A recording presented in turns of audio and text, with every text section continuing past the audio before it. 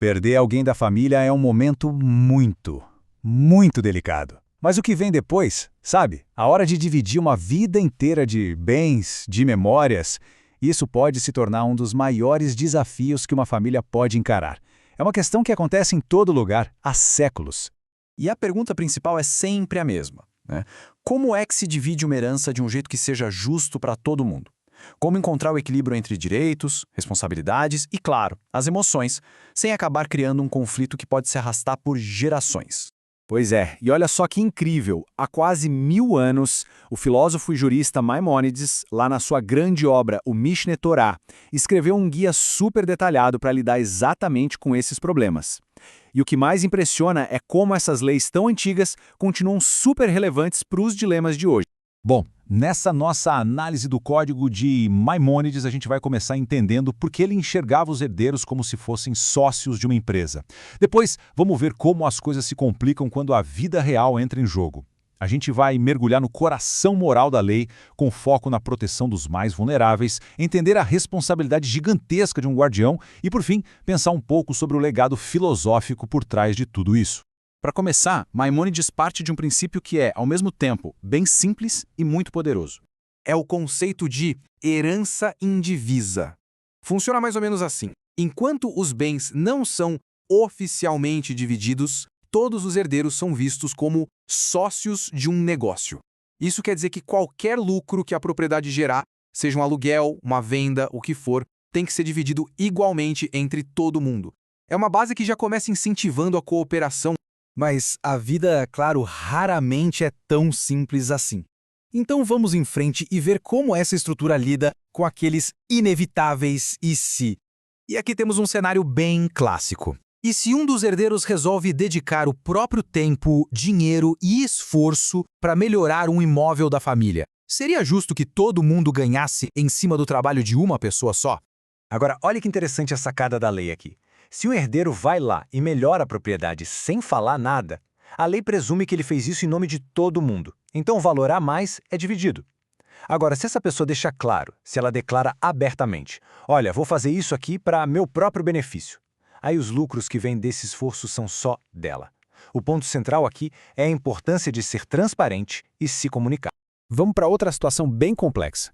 O que acontece quando um herdeiro consegue um cargo importante, talvez até um cargo público, e parte disso é por causa da reputação do nome que o pai construiu?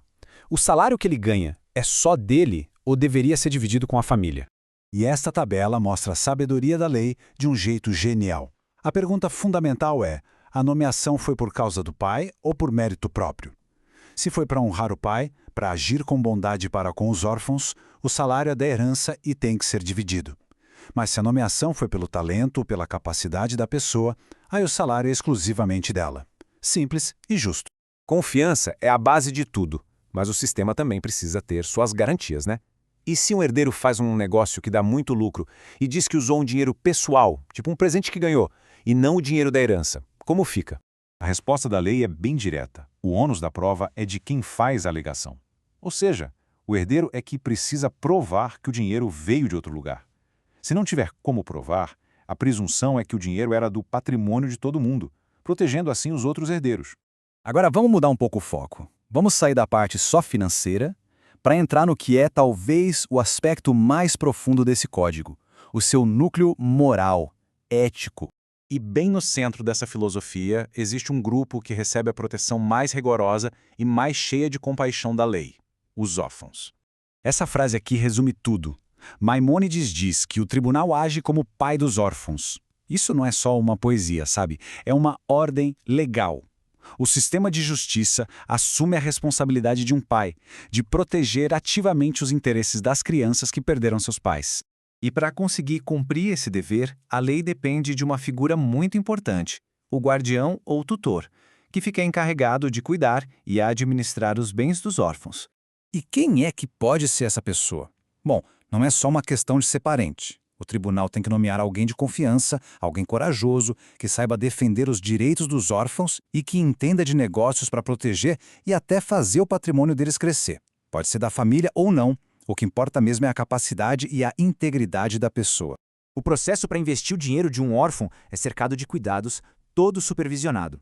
O guardião tem que achar um investidor confiável, com bens que possam servir de garantia, entregar o dinheiro na frente do tribunal, combinar um plano de divisão de lucros e, o mais importante de tudo, ter certeza de que o investimento tem mais chance de dar lucro do que prejuízo.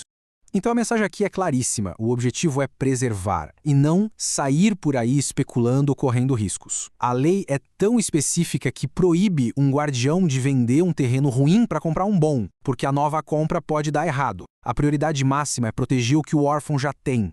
Para a gente fechar, vamos dar um passo atrás e olhar para a filosofia maior que sustenta todas essas regras tão detalhadas. Maimônides termina a parte sobre a tutela com um aviso muito poderoso, citando o Salmo 68. Ele lembra os guardiões para não provocarem a ira do pai desses órfãos, aquele que cavalga sobre os céus, o pai dos órfãos. Ou seja, ele conecta o dever legal a um dever divino, elevando a responsabilidade a um nível sagrado. Isso tudo nos traz de volta para os dias de hoje, né? Fica a pergunta para a gente pensar, nos nossos próprios desafios com heranças, com brigas de família, na proteção de quem é vulnerável, quais princípios desse código tão antigo de justiça, como comunicação clara, responsabilidade, proteção aos indefesos e integridade, deveriam servir de guia para nós hoje em dia?